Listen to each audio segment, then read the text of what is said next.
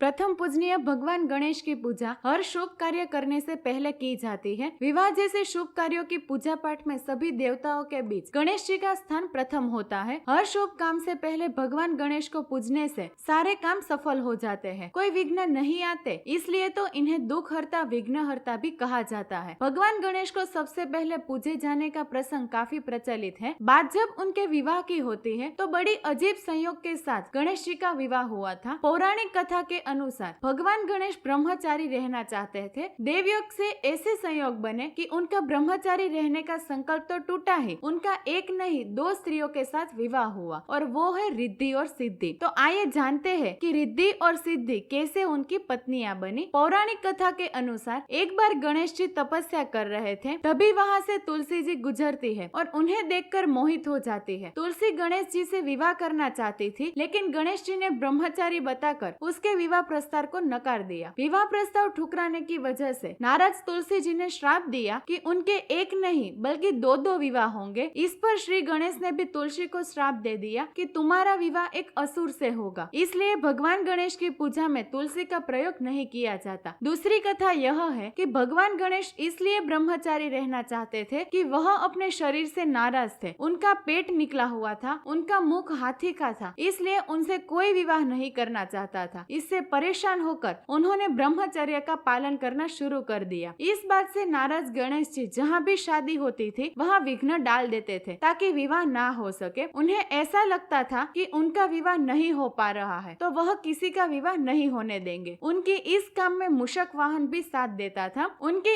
इस आदत से देवी देवता काफी परेशान थे। वह अपनी परेशानी लेकर ब्रह्मा जी के पास गए। तब ब्रह्मा जी के योग से दो कन्याएं रिद्धि और सिद्धि प्रकट हुई। दोनों ब्रह्मा जी की मानस पुत्रियां थी। ब्रह्मा जी दोनों पुत्रियों को लेकर गणेश जी के पास पहुँचे और उन्हें शिक्षा देने के लिए कहा। ब्रह्मा जी की आज्ञा से वह दोनों को शिक्षा देने लगे। जब गणेश जी के पास किसी की शादी की सूचना आती थी तब रिद्धि और सिद्धि उनका और मूषक का ध्यान भटका देते थे। इस तरह धीरे धीरे सभी के विवाह होने लगे। एक दिन गणेश जी को सारी जानकारी मिल गई कि सभी के विवाह बिना किसी विघ्न के हो गए। इससे गणेश जी रिद्धि सिद्धि पर क्रोधित हो गए और श्राप देने लगे। तभी ब्रह्मा जी आ जाते हैं और श्राप देने से रोक देते हैं। तब ब्रह्मा जी गणेश जी को रिद्धि सिद्धि से विवाह करने का प्रस्ताव रखते हैं। इसके बाद दोनों का विवाह बहुत धूमधाम से हो जाता है। शादी के बाद भगवान गणेश को दो पुत्रों की प्राप्ति हुई, जिनका नाम है लाभ और शुभ। सिद्धि से शुभ और रिद्धि से लाभ नाम के दो पुत्र हुए। लोक परंपरा में इन्हें ही शुभ लाभ कहा जाता है। गणेश पुराण के अनुसार शुभ और लाभ को केशम एवं लाभम नामों से भी जाना जाता है। गणेश जी के पुत्रों के नाम हम स्वस्तिक के दाएं बाएं लिखते हैं। घर के मुख्य दरवाजे पर हम स्वस्तिक मुख्य द्वार के ऊपर मध्य में और शुभ और लाभ बाईं तरफ लिखते हैं। घर के बाहर शुभ और लाभ लिखने का मतलब यही है कि हमारे घर में सुख और समृद्धि सदैव बनी रहे। लाभ लिखने का भाव यह है कि भगवान से हम प्रार्थना करते हैं कि हमारे घर की आय और धन हमेशा बढ़ता रहे और हमेशा लाभ होता रहे। दोस्तों, अगर आपको यह वीडियो पसंद आया हो तो कमेंट में जरूर बताना और ऐसे ही मजेदार वीडियो देखने के लिए हमारे YouTube चैनल को सब्सक्राइब करें और Facebook पेज को फॉलो करें।